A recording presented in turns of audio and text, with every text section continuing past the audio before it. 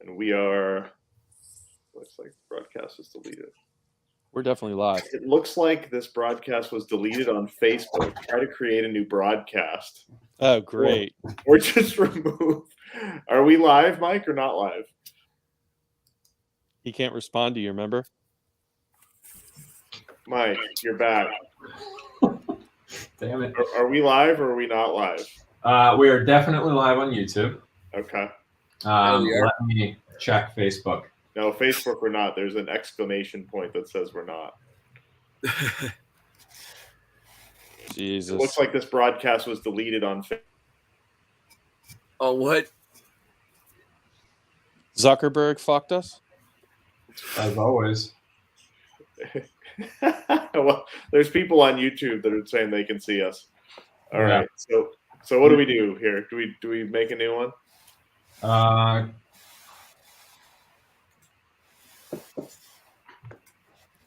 One sec. By time. We really were more prepared this time. We were so prepared.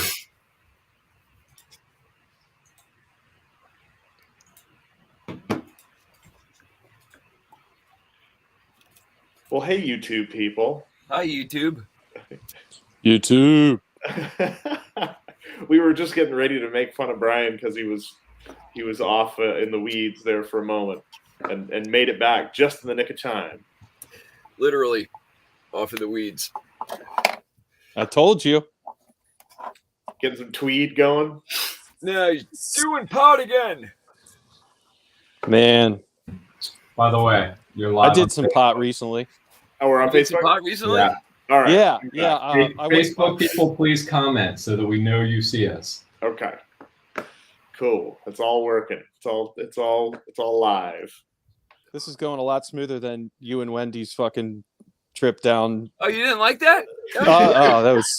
It was amazing. It was agonizingly painful to watch. No, it was fine. Not great. Not great. I just try to forget about it. Yeah. I liked when you brought him up on your computer and tried to patch him in that With way. the phone. Yeah. And then try to have him play something. Yeah, it was. My mom said it looked good. Right Carol on. said it looked good. So Carol's like, it. You look so handsome. She's your like biggest so, fan. except for the beard. She hates the beard. It's so funny. I wish you were a fly on the fucking wall. I've been offered money to get rid of it. Take it. It'll Why? grow back. Huh? I don't know.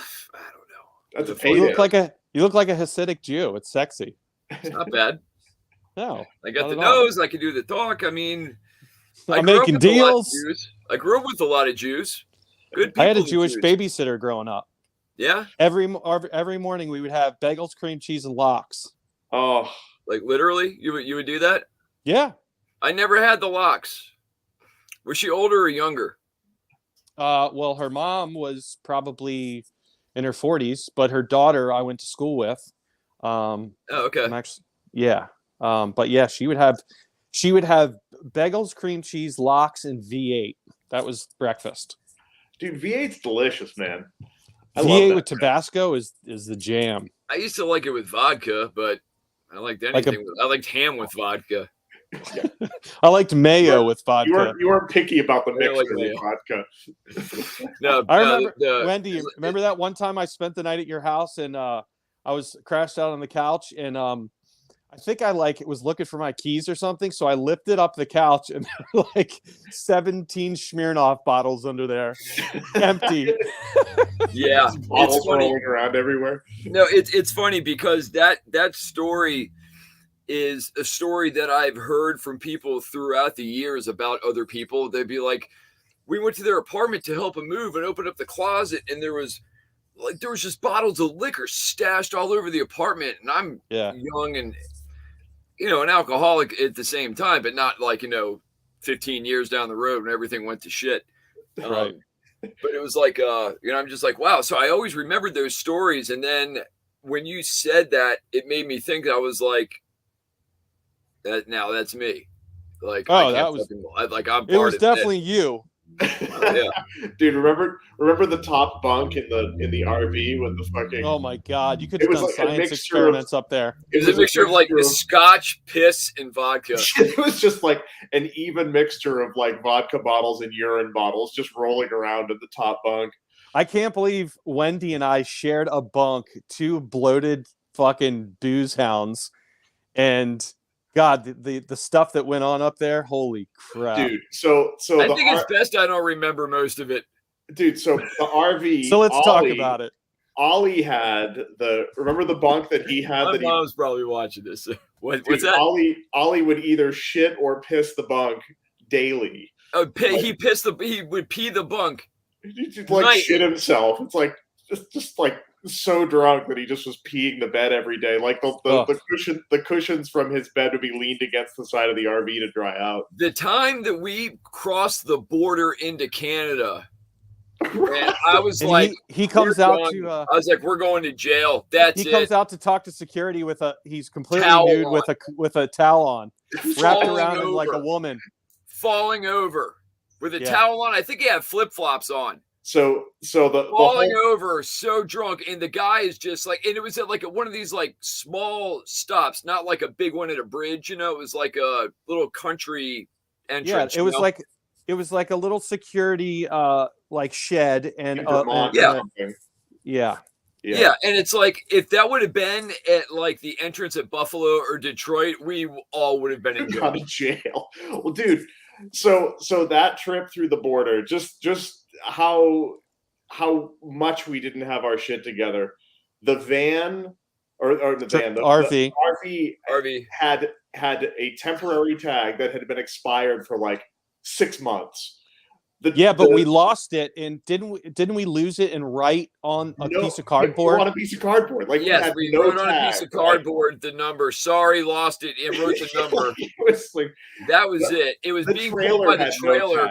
Being pulled by the trailer, you painted and stenciled out and tricked out for Committed to a Bright Future release. So it was just like a peacock. Yeah, dude. And by the way, that was amazing work. For those of you that were around back in the day and saw that, you know what I'm talking about. Man. Our trailer for a while was Jason's artwork. It was so badass. It was the original. And then you made the light up thing from behind the drums that weighed 1,000 pounds. That we used like 3 times. We're like, fuck this thing. It weighs. Yeah, you needed like a 3-person road crew for the shit that you were building for the sets, and we had no one. Dude, I remember we had that on the Slayer tour. It looked awesome. Like from the pictures of us playing with Slayer, there was that big lighted sign behind us. I wouldn't know. I wasn't there. I was in rehab. I was in rehab, you asshole. Well, they asked you to go, and remember what you said? No. No way. You did? You asked me? No, you didn't. Dude, that was like the final week. That was like the final week before. That was everything. Yeah. That was one of them. There's probably a lot of people out there going. Who played the bass then? Of mine. Colin. Watching this Dave right Colin now. was the bass player for the Slayer tour. Remember? No, yes, shit. I remember. No, I don't remember that. I remember Mike. I remember. Oh yeah, how the fuck could I forget that? And I missed the Satan's March recording sessions and the Anaconda recording sessions where Todd played bass and did a great job, by the way. Thank you. You know, like I remember I came over to your house. You guys were having a party, and you just recorded that, and you played it for me because you were really proud of how you did on the bass. You were like, "Dude, check this out." I think it was like one of your first times doing it. And I was listening to it, and I'm like, yeah, and I loved hearing it. And at the same time, I was like dying on the inside that you guys did a recording session, and I was not able to be a part of it. Yeah, you know, it was, and it was no one's fault. I wasn't mad at anybody. You know, I was just like that you weren't a part of it. Yeah, but yeah, totally. It was that era, and then. Somehow, I was talking to somebody about this today. I was just like, somehow, after everything that happened and whatnot, I ended up back with those guys. Yeah. For such a long period and so extensive too, doing all these different. You know, it was just like it was like winning the lottery as far as like the odds of like where I was in my health and mentality and stuff. Right. To losing all that, you know, not being a part of the group for a couple of months, something like I don't even know how long it was. It was a while, man. It was a few like months. 6 months. Yeah, I mean, I think if you were to add all of the money that you lost from not being with us for 2 months, it came to around $280. Oh, I'm sure. No, money was not even money didn't exist back then, like for What's money? working for money. Yeah, we worked for frankincense and myrrh. Yeah. We back then we worked for Dude, it was when I first joined the band, it was $15 a day per diem. That's like it. That was the entire paycheck.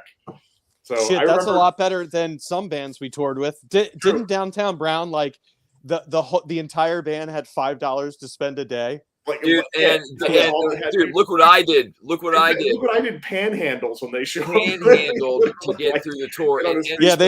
And they didn't even have shoes out because he felt so bad. And kudos to him for that. You know, it's like, but when I saw that, I was like, you know, if I was dealing with it like that, I don't know if I could do it. It was hard enough as it was, you know.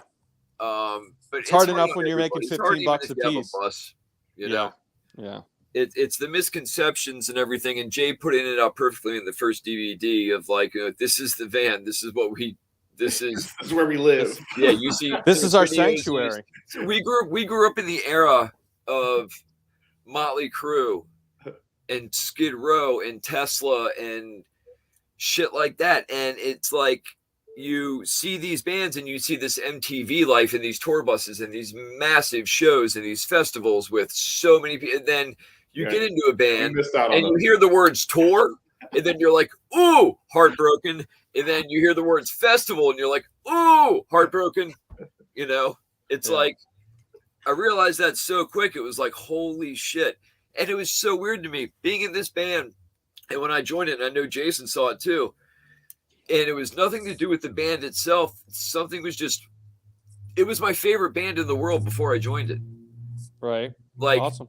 I knew every single beat of every album you did up to that point, which was Anarchists. Because, you know, back at home, back in the day, I was in 3 bands that played with you.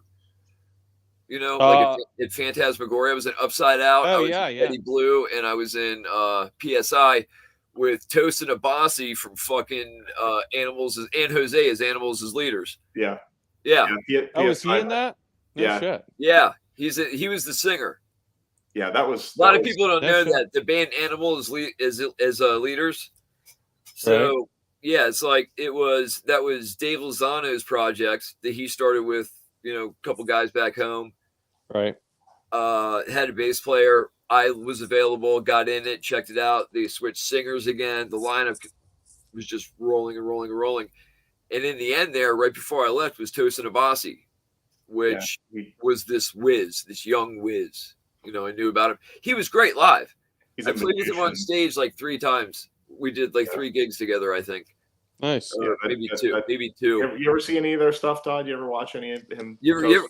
I saw them live at oh God, what is that club? I think it was Baltimore Ramsey with Devin Townsend, right? Yes. Ramsey with Devin Townsend. Yes, that was the night I met Devin Townsend with were you there, Wendy? No, you took Holly, but I saw a picture of you and Devin and you told me about it. Yeah. Jeff well, I think Derek was there, and Jeff Cohen got us backstage to hang with Devin Townsend. Super nice guy.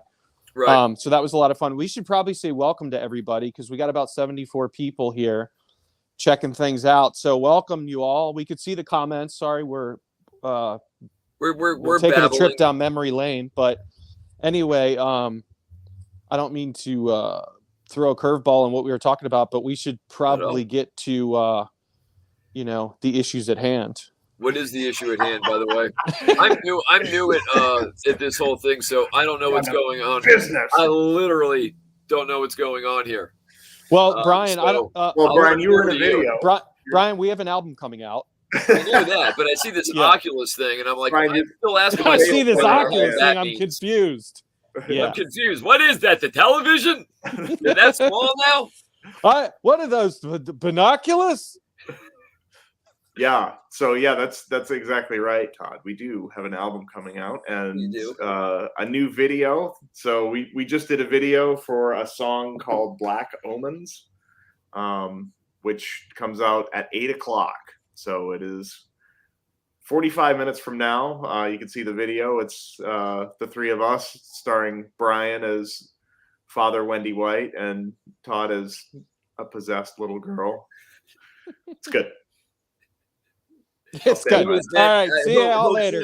You'll laugh. I think people will laugh. I think people. It turned out it's a very bizarre concept that actually turned out really well. So yeah. And Wendy, I was.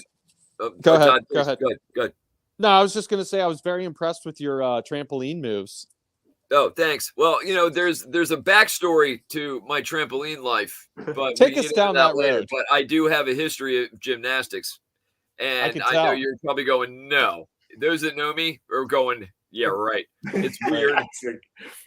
It's weird. It was in 1990 something. But anyway, it's shocking that you're not like permanently disabled if you have a history of gymnastics. Dude, I used to be able to do stuff on a trampoline that I swear to God, if you saw a video, you'd be like, "There's no way that was you." Yeah, like my mind is flashing back to you falling off stage and breaking ribs. And I did that was just standing. I did that when I was in Betty Blue. That's the second time that's happened. So my first experience with Brian on stage, it was before Brian was in the band, and like back in the band. So Steve Mears, we were opening for Nothing Face at Brooks Theater, which was an awesome show. I think it was one of Nothing Face's last shows. And great night. I mean, it's probably, I don't know how many people were there, 800 or 900 people. It was probably packed or sold out. It was awesome. So anyway, it was jamming. So Brian gets on stage with us to like do a running stage dive, and he backs up to the drum riser and takes like 3 giant strides and steps on the monitor to like launch himself into the crowd. But instead of like pushing off of the monitor, his foot slips off the monitor and he takes the barricade under the armpit into the rib cage. It kind of crumbles on the backside of the barricade. He impaled himself. It would be on a phone. It'd be on YouTube right now. Somebody would caught it. Thing ever, but it was pretty. Somebody did catch it. Please don't post it. Send it to us. Don't post it. Yeah, I remember like me over the mic and like the front 4 rows of people going, "Oh!"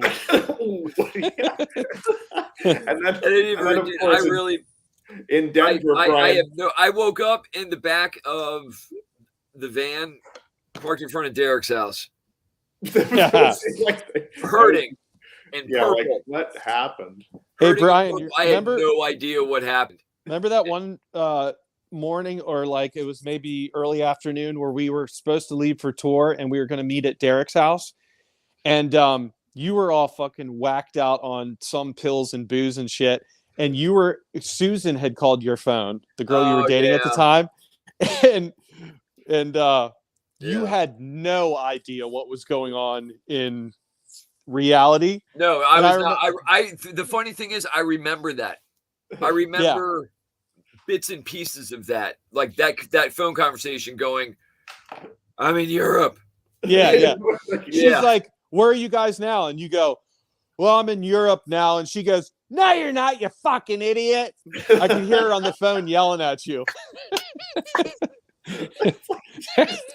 No empathy at all. Yeah. I can remember yelling your direction. Yeah, he is. He's in Europe because that's where I am. Leave him alone.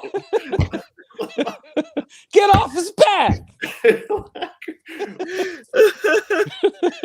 Oh my God. Yeah. It was kids don't do drugs and drink. Actually, that wasn't really a drug thing. That was drinking.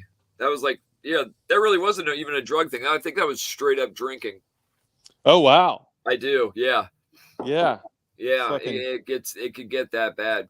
Got yourself to Europe. One thing that I could say, the fact that I lived, because when I saw the doctors that fatal day of December 17th, 2004, I they were like, if you'd have done this pattern of drinking for the next like 2 weeks, your system. Yeah, your liver was pickled. Yeah. Wow. Liver. Basically, dude, my liver hurt. That sucks. I remember you used to say, "Oh God, my liver's killing me." I don't remember saying that, but yeah, it sucked. I'm sure I did. I'm sure I did, though. Yeah, you told me that one time when we were in Europe.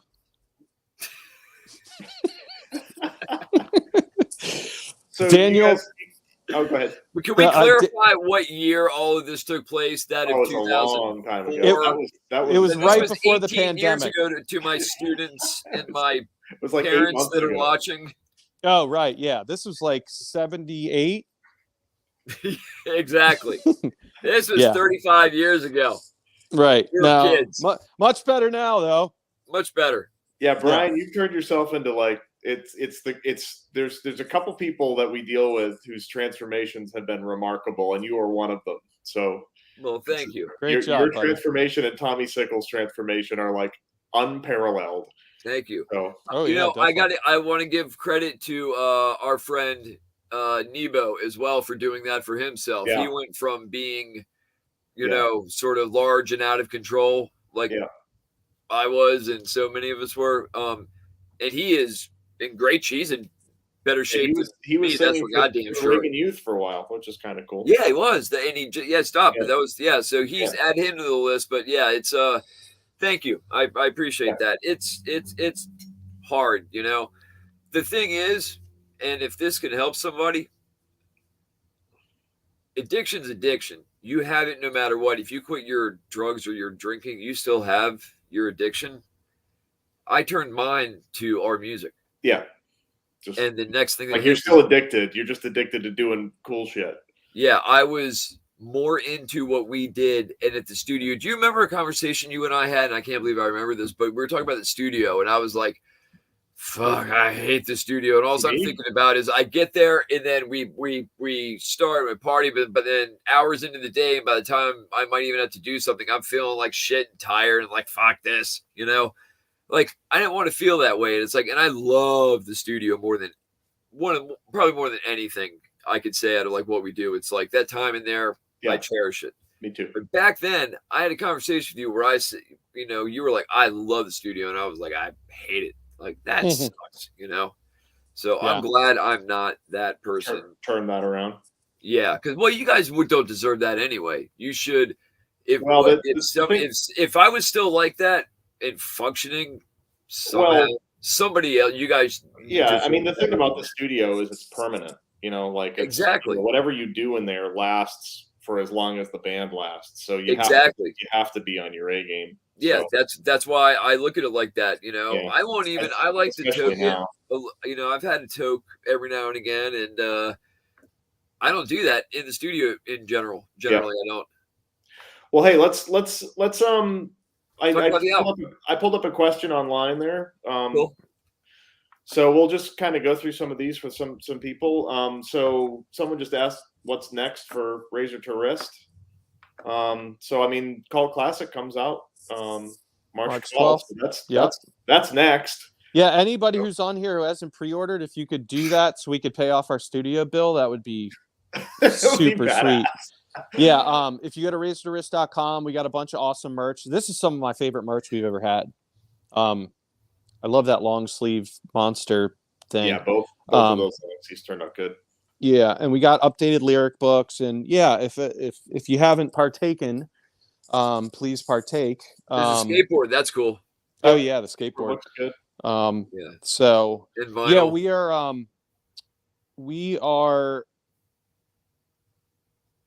What was I going to say? Totally blanked. Oh, we are going out as Polka Dot in June, so that'll be like our first proper tour since the whole shitstorm started. But we're also playing in Chesapeake, Virginia, at a place called the Riff House Pub, May 26th and 27th. If you go on our Facebook group page, you can find a link there to order the tickets. I think there's 100 tickets left each night. The weekend passes are gone. The weekend passes are gone, but there's 100 tickets left of each night. So if you're wanting to join us, I would say get it while the getting's good, because it's a small place, but hopefully, you know, it'll be a packed house, and that'll be the first show we've done in 2.5 years, something like that. Yeah. So looking forward to that. And please, and you know, 2 nights of DFD. Prefer if you were vaccinated, that would be nice. I don't know. Virginia is a wonky like that. Just putting that out there. I don't give a fuck. There's no restrictions. Yeah. So, Fuck it. fuck it. Enough of this bullshit. Enough of this bullshit. Everybody's gonna get sick anyway. Who fucking cares? Yeah, Fuck it. I think everyone. Yeah, who knows? I've had it a couple times. But okay, I've had Todd, it a couple times. Wendy, you've had Todd, it twice. I need to grab the other two Oh, books. okay. I only pre-ordered the Grand Experiment one. Other two books. Well, the other two books all have the same lyrics in them. It's just the new lyric book keeps expanding with. It's up to date with new songs. Beyond Paranoid, cult classic, and it's a different color. And it's a different color. Well, there's that. For collectors, which I relate to, that is important. I was going to tell you that I need one of those. Oh, you may have one, Brian. I know a guy. Yeah, they're $20, right? Exactly. Yeah. I was going to ask Brian how Brian manages his addiction, and he answered it before I asked. Okay, so you did that, Brian. Nice job. Open mouth kisses, ew. Brown eye kisses, ew. Ew. That's not Booty necessary. Shorts, no, Caitlin. Hi, Caitlin. Booty shorts. Caitlin's an angel. Absolute angel. She helps out like no other. Oh my God, she's always such there a for the band. Dog Fashion, Knives Out, Polka Dot Creepo. Have you ever had a shitty band? Yes, I think we've all had a shitty. Todd, you haven't had a shitty band. No, I used to open up. Todd used to open up for my shitty bands. What were you in before DFD? Were you ever in a band before DFD? Well, we had the band in high school called Happy with a question mark. That mark. was DFD. Basically. Yeah. Let's see. I was in shitty high school band. The original Erotic Massage was pretty shitty, if you ask me. It was. But Looking for Love was the gem on it, and Corpse. Like hearing Corpse. I mean, everybody had shitty audio recordings back then. I spent $1,000 in 1999 or 1998 on the Tascam 8-track. Like you put your cassette in it to record. $1,000 for that machine. It sounded like shit. There was nothing you can do to it to make it sound good. At least I could afford. Dude, I've said it a million times over, and I'll say it again. Those songs that you guys were writing in high school, they still fucking stand up, man. Dude, they do. Like for Christian real. dance songs, Communion. Dude, the first time I ever saw the band as Hug the Retard at Manny's, I think it was aside of high school, your first gig. Was it your first club gig ever? Manny's? No, we played at a place called, I think our first show was at a place called Club 9, and to this day, still one of the best shows I've ever played. We played DF, we played some originals, we played Helmet in the Meantime, we played Alice in Chains, Wood, and we played a couple other covers, and it was packed. It was like all our high school friends, and it was packed, and small, intimate, probably 150 people, and it was just a great show, man. It was like, it almost reminded me of like those, like, when you see footage of, say, Soundgarden, Alice in Chains, and those grunge bands that got huge before they got huge, it was just people diving everywhere, so much energy. It was a great time. So, but we did that Brian Fain Teapot. Yeah, that was Happy, and those songs were pretty fucking terrible too. They were pretty bad. Oh my God, there's a song called Teapot where I say, "Look in my teapot's eyes." All right. What does that mean? There was another one. A long way. There's another one called My Burial. Today was my burial, and no one showed. On my tombstone, laid the shit of a crow. That was actually a lyric in the song. It's like genius. Yes. Yes, my finest work. You're ahead of your time. Mm-hmm. You will not be finding that gem in Todd's new lyric book. Unfortunately. Yeah. I mean, I was in high school band. I actually think my high school bands were pretty good, to be honest. But they weren't. Uncle Lumpy? Uncle Lumpy was cool, man. Like those songs are cool. And we were in a band before. I was in a band before that called Pulp. We didn't realize there was another like famous band called Pulp, but yeah. I mean, I was in a band called Tantrum, and we used to do Tesla covers. right on, Dude. Brian, you've been in more bands than anyone. Yeah. Overall, yes, absolutely. Yeah, I have. And toured more than any of us over the last couple of years, for sure. Well, yeah, I've been fortunate to have some opportunities. You Yeah. know, it just sucks though. You know, it's very hard. You know, just the way that I try to do it in balancing lessons and trying to get gigs, but not interfere, you know, enough with make it so I could always have, you know, work with anything that we have. It's difficult, but it's, you know, I've had some good experiences and gone some cool places. It's crazy, man. Like, I mean, you do that. Like, you've probably, for anybody that doesn't know, Brian teaches bass and guitar, and has like a pretty lengthy client list.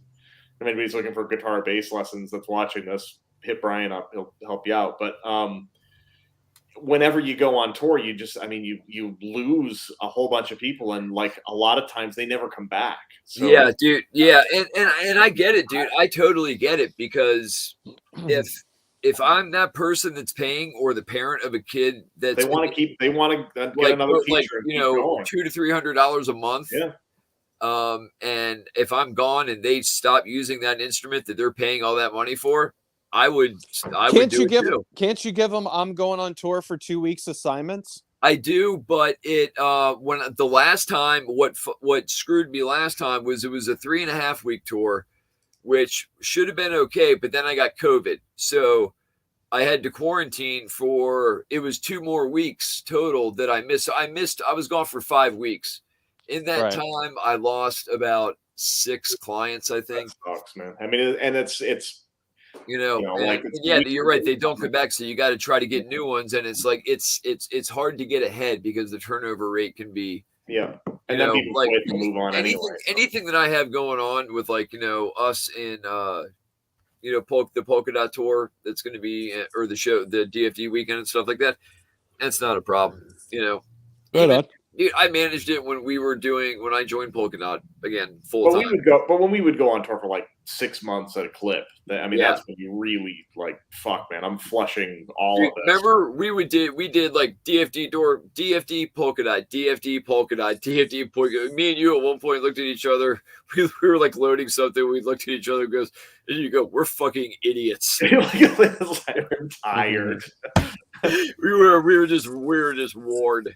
Yeah. Yeah, I think the 2 weekers these days are good enough. Well, and two weekers and I mean, unless we get offered something great. I mean, if Clutch wanted to take us out on tour, I think we would do that. Oh, you don't have to worry about that. Yeah, that's not going to happen though. We're good there. Yep. Yeah, yeah, it's a shame. Black Omens released on Spotify sometime in the last couple of hours, man. Dude, yeah, actually, I gave a listen to a guy, Barry, in England. Hello, Barry, if you're watching. And he said that he listened to it in the UK on Apple Music. He listened to the song. Yeah, Todd put it up earlier, I think. And I talked to him at 10 a.m. this morning. He told me that. Oh, okay, yeah. It probably went live midnight last night. Just a weird. It's weird. Which is fine. Who gives a shit? Yeah. So that one. So just so everybody knows, we released, of course, Grand Experiment and did an actual video for that. This is Black Omens comes out today. There's another song that we're going to release called "This Sow Is Mine" that comes out in 2 weeks.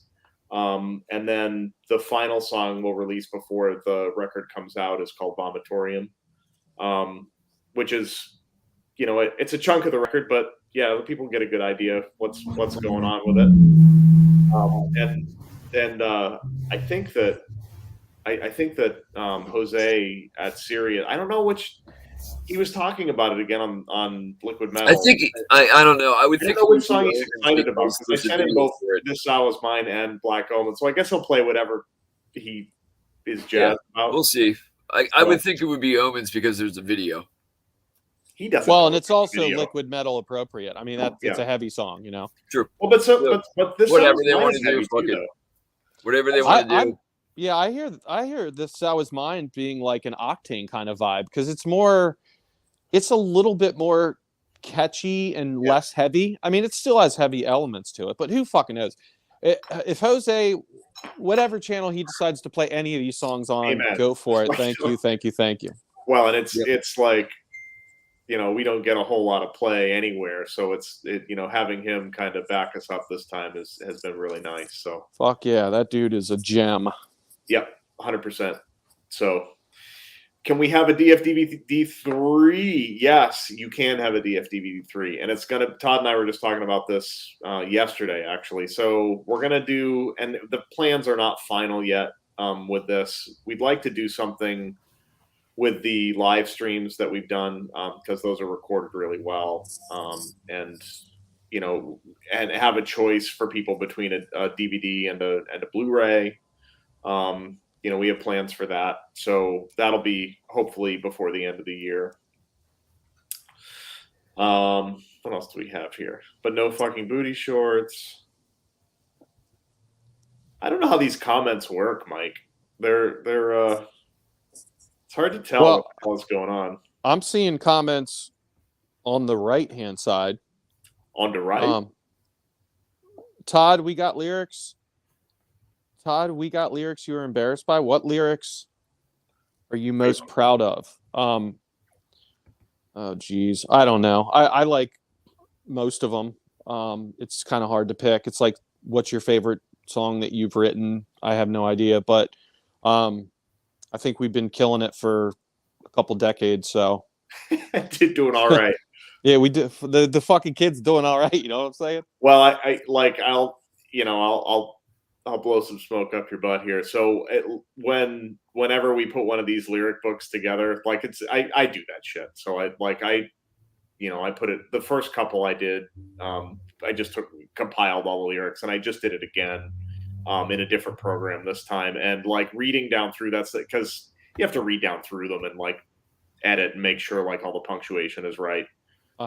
Dude, there's not a bad thing in there, man. Like it's just, you read every line. There's nothing that's like stupid or cringy. It's all fucking cool. So well, I appreciate that. Yeah, you haven't missed yet. So hopefully won't miss anytime soon.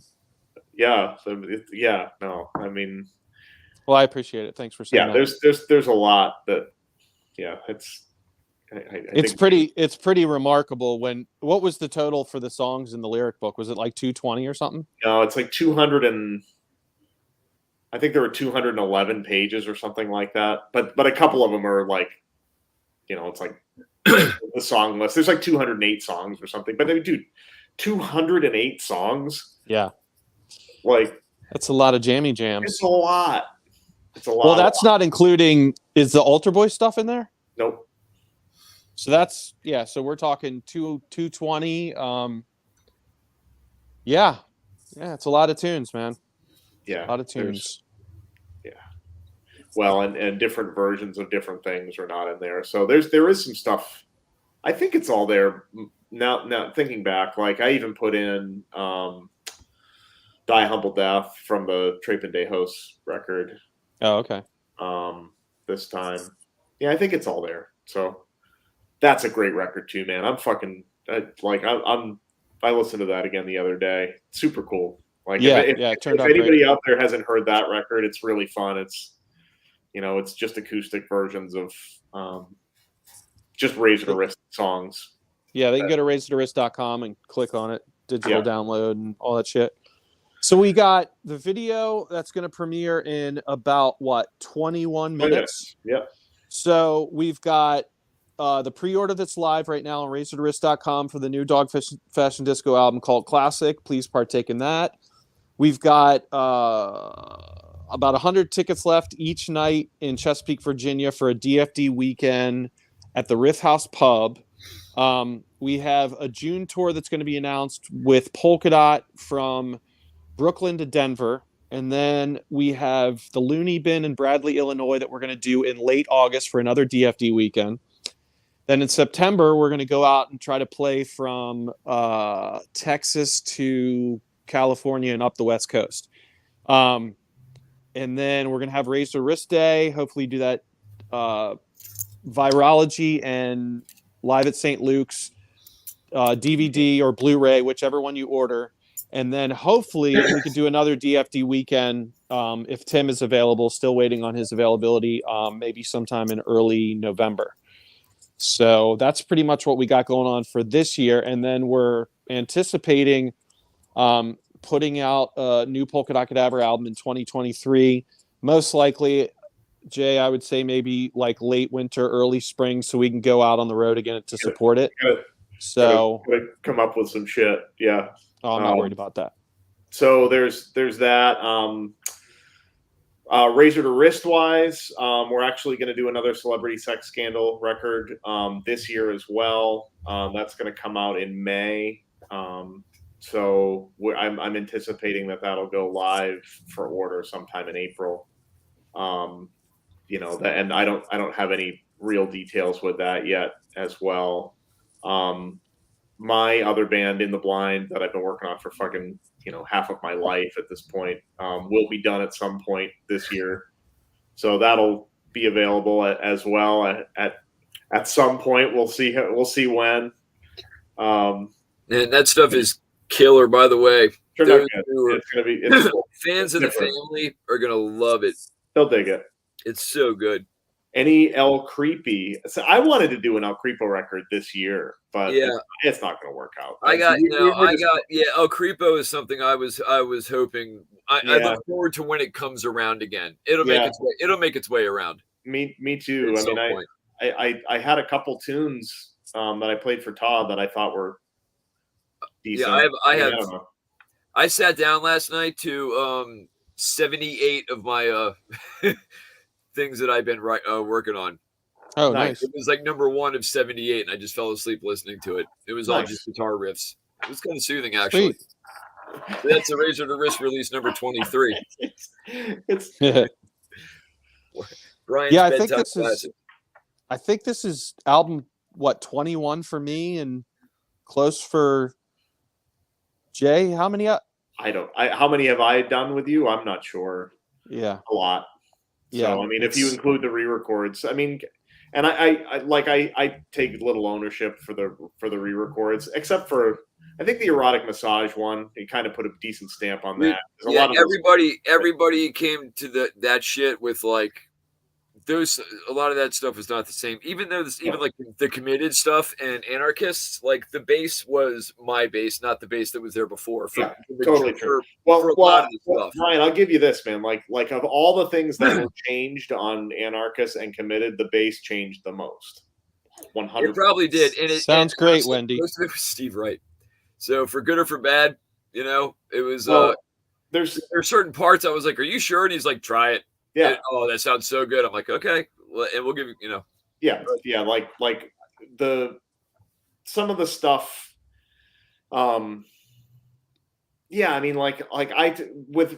it's funny, like with those re-records. I mean, we've talked about this before, but starting at the beginning with Erotic Massage and ending with Committed to a Bright Future, the band in its actual growth. Got better and better and better and better and better at writing songs, and and when they got to Committed to a Bright Future and the first one came out, there was really no reason to change any of that shit. It was perfect. Anarchist the same, and like back across like Erotic Massage, we changed a bunch of stuff on that record. That record's completely different. Completely different, and turned out great. But and then the Experiments and Embryos record. We changed fun. A good bit of that, but less and less as it went on. Yeah, it's good to listen to, and then committed was great.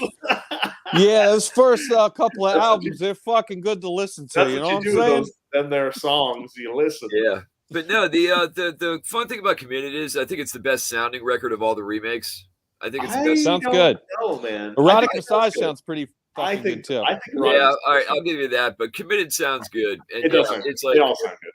And those versions are they're not they're like the same songs, but not. It's in so Makes many you want to ways. listen to him, doesn't it? Makes you want to listen to him. Oh no! Look who it is. Who? Oh, Tony. Tony. We Sup, miss you. dude? Hey Tony, are you coming in June? Is he coming with us, Todd? Yeah. Oh, good. Thank God. Remember what I told you? I don't tour without We Tony. wouldn't go so, without Tony. Yeah. I was, fuck that. Tony, miss you, buddy. Yeah, I can't wait to just. It's gonna be like the tour's gonna be great, but it'll be nice to just hang out with everybody. So that'll be fun. Yeah, definitely. Looking forward to it. We got the super small, intimate venues booked for that tour, which are my favorite kind of venues. Just try to pack them in and have a great time. So, all right, here you go, Todd. Poof and Snoofin'. I already got the Poof and Snoofin' for my kids years ago. Now I get the lyric book coming. Give me all your words. All right, man, coming your way, buddy. Give him your words, Todd. Yes, sir. Yeah, there's lots and lots of stuff in here. Did we lose Brian? Oh, Nope, I'm here. Sorry. Todd, do you have a particular approach or mindset about lyrical melody? I'm constantly impressed by your choices. thanks, Chris Shockley. No, I just kind of go with the instinct. I think like the rest of the guys, if somebody brings in a riff, you immediately have a reaction to it of, oh, I can do this to that, So when I hear something that, someone has brought in, like a musical piece, it's really instantaneous that I'm going, okay, I'm going to sing like this. I'm going to sing about this. I'm going to sing, it's not going to be harsh. It's going to be mellow. It's going to be, or even like, I can say, well, this kind of reminds me of Foo Fighters. So maybe I'll give it a little bit of my spin on maybe what Dave Grohl would do or something like that. So It's just instinct at this point, and try to sing in key, and which is not always easy for me, but, and write some. Oh, go ahead, Tom. I'm sorry, I didn't mean to. I was just going to say, and just write some lyrics that I think people will dig singing along to. So it's pretty much. I mean, when we've done it as long as we've done it, I think it's second nature now that these albums come together fairly quickly because we're all in our own little corners doing our part, and then we bring it all together and piece together at the studio. So it's that muscle memory that just we keep working on. Keep flexing that shit. Speaking of flexing that shit, wait till you see this video tonight. There's a lot of work. There's a lot of flexing in this thing. 13 minutes. Father Wendy and I hit the gym hard that day.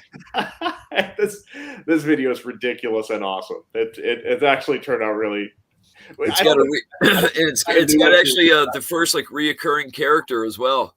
That's right. We won't say anything else about that, but there's a character from the crossover Grand Experiments. Yeah, it's like they got a spinoff. That's right. It's a spinoff of the guitar player for the Grand Experiments band.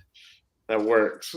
Yeah, yep. I was bummed that the footage of me spitting pea soup on the side of your face didn't make it, Jay. Josh, he tried, man. He was like, you couldn't see it. He was like, you couldn't see it, and he was like, if I had been there, I know how to do that. He's like, we should have taken a giant wet paintbrush and just flicked the wet paintbrush just to get like enough to actually see it.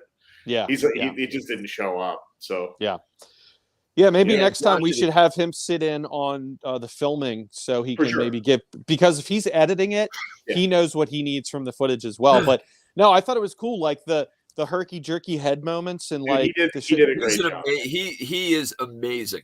Yeah, he's great, man. Yeah. And then the part where I'm singing and the fire comes up, it's awesome. It's fucking great. What he knows how to do is edit the picture to the song, and that's the most important thing. That our videos have not. They might have been fun in the past, but not one of them was like Grand Experiments where every single beat was like a perfect switch of character or something. I'm not talking like the good to evil and all that kind of stuff, but like the whole thing. Yeah. Well, these videos look like we spent a bunch of money on them, and I assure everyone that we didn't. So they look way better than the stuff that we've had in the past. That's a fact. Yeah, I will say it was funny when we were there was a gym that part of this was filmed in, and it was right on a corner in of what, like Howard and what? Yeah, it's literally like it's a gym that's North like, right- Ave. Yeah, it's North Okay, Ave and right. Howard, which is not a great part of town, by the way. That's not bad. As Baltimore goes, are you kidding me? Dude, North Ave. All right. Yeah, that part of North Ave is. I mean, that was where Joe Squared was on the corner. It's not a bad part. I mean, But if yeah, you North- go if you east go on further North north, Ave, yeah, or No even bueno. west, yeah, North Ave, where we shot the thing. I mean, right. you got West yeah. Baltimore. If It's like, you go right further west into the deeper Right. into the city, yeah, it's. or if you go east towards the cemetery, no bueno. I Yeah. think in either direction on North Ave is not great, but Yeah, right, I would consider Remington a fairly good neighborhood. You know? yeah. So Yeah, for sure. So the video just is pretty cool. So this is Todd's house. Todd owns this house, and the basement is fucking super creepy. So we shot the first half of this video in the basement here, and then flipped the script and went to the gym right up the street, and it's pretty cool. I remember that night when you guys were going to stay and film some extra stuff, which I didn't even know when you're hanging. Yeah. And all that extra stuff that I wasn't there for. I'm walking home about 3 blocks at about 9 p.m. in my nightgown. in my Reagan Exorcist nightgown with pea soup all over it, and I got that fucking wig on and that like possessed makeup. Yeah. And this will give you an idea of what Baltimore's all about. Not one person stared or thought there was anything at all remotely weird Wrong. about that. So Yeah. This is But Todd's at the same wardrobe. time, while we were filming in the Jason's got the blouse. Wow, you got that clean. Oh yeah, She cleaned up well. nice. With Yeah. the speech. Nice.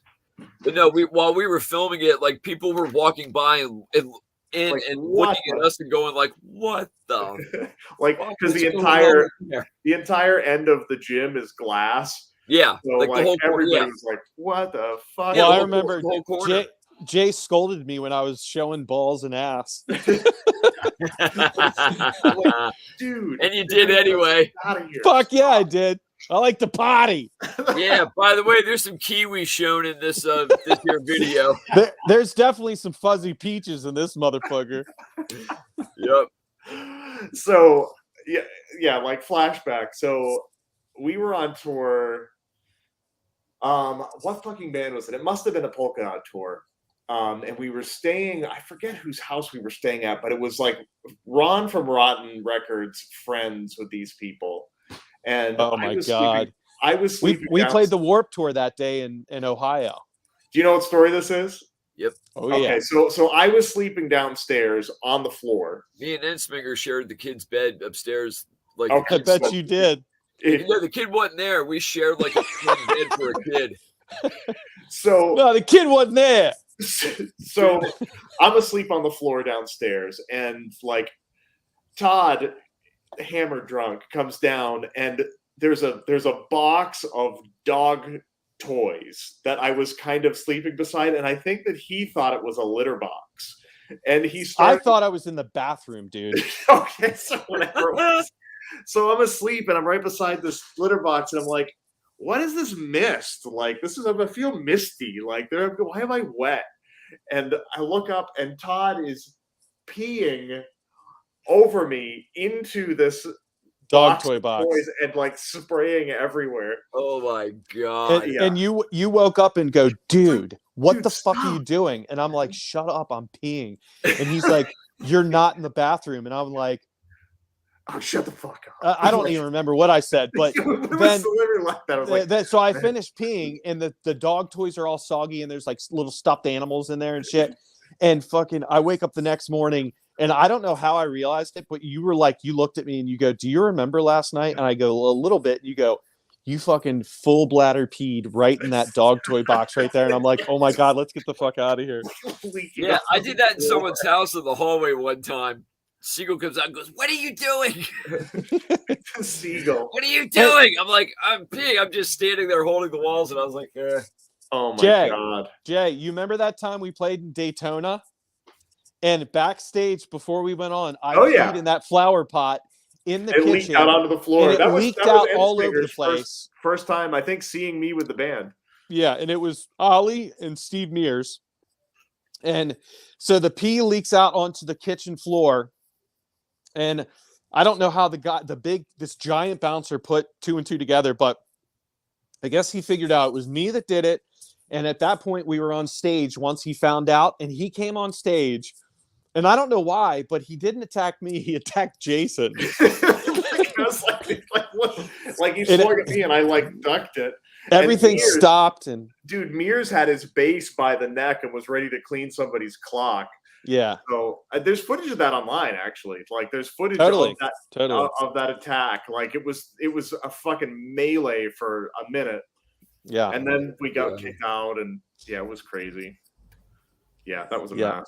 Good times. So we got 5 minutes left here. So I think everybody should, if you're not over on our YouTube channel yet, go over there and check it out in 5 minutes. So it's the Razor to Wrist YouTube channel. I don't know how the premiere works, so I think it'll probably count down to it. I think it's counting down as we speak. As we speak, okay. Yeah. So I'm sorry, Jay, I didn't mean to interrupt you, but just to cap off, that the first thing we have coming up for DFD is the shows in Chesapeake, Virginia. It's a DFD weekend, Friday, Saturday night, the May 26th and 27th at the Riff House Pub in Chesapeake, Virginia. Go get your tickets. There's 100 tickets left for each night. Super small but kick-ass little rock club. Hope to see you guys out there. Our first show in about 2.5 years.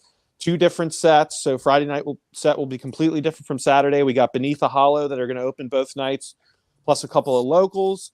And we hope you love the video that you're about to see in about 3.5 minutes. We had a lot of fun making it. I think it turned out well. And also, if you haven't ordered the pre-order yet at razortowrist.com for the new DFD album Cult Classic, please go do that. Support the cause. Polka Dot has tours coming up in June and September, national. So, and not to sound like hobos and beggars, but the pre-orders are super important for us because that's how we pay for the recordings that we do, and there's not a whole lot of promotion beyond just getting the record out. We're very DIY. So it's we're very DIY and we're very GAY. We're very GAY. Yeah, this is a total GAY operation. I mean, that's sort of it begins and ends for the success of a record for us with how many we can sell in advance. So that's why I've been around for 19 years, 18 years, whatever. You're only 18? No, 18 years of. I know. Looking at Todd's stuff. Ball sack. Mm-hmm. Yeah. I can draw a picture of that without even looking at it. Yeah, it's just fuzzy enough where you're like, oh, well, there's no hiding what that is. Yeah. So we hope everybody enjoys Black Omens, and we hope everybody really likes Cult Classic. I mean, I'm speaking for myself. I think everybody, certainly on this call, and everybody in the band is really proud of this album. It turned out really well. It's different than any DFD album that we've done so far. But if you like the last 3, I think you'll love this one. You'll love it. I mean, it's got kind of tastes of all of the last 3. It sounds like I think it's a perfect one to come in line after. And it's an angry COVID record, really. I kind of feel that it is that, the material is just it's loud dark. And it's dark. It's energetic and dark. Todd's lyrics are just brilliant on this whole album. Thanks, Wendy. Truly, they really are. Yeah, they're pretty good. All right, gents. It is 7:59. We're going to sign off here. We encourage everybody, if you haven't done it already, to go over to YouTube, to the Razor to Wrist page, and take a look at the Black Omens video. And leave a comment. Tell us what you think. And if you haven't done it yet, please pre-order Cult Classic at razor2wrist.com. Yeah, Anybody else have anything to say? also to all the people who have been commenting and we haven't been able to get to it, our apologies. We kind of just we're having a bit of a diarrhea of the mouth trip down memory lane. But let's do another one of these maybe when This How Is Mine premieres, and we can really focus on just answering questions and stuff like that. I feel bad because people are asking stuff. And Dude, yeah, I haven't even. I had it on private chat the whole friggin' time. I didn't even think about it. I just clicked on comments and I'm like, holy shit. Yeah, so apologies to everybody who's been asking stuff, but please just get back. And what is the date This How Is Mine is coming out, Jay? The 25th. The 25th of February. So let's do another one of these. Is that a Friday? Yes. Okay, let's do another one of these. I want to do one we could do it once a week, man. That'd be awesome. So we'll have Tim and John on, and we could even have other people from other bands on and stuff. Yes, yeah. Sure. A little show. Let's get down to it. All right, guys. Good to see you. All right. Todd, thanks for tuning in. Thank you, everybody. Good to see you guys. The video. Guys. Best in the city. Best in the city. All right.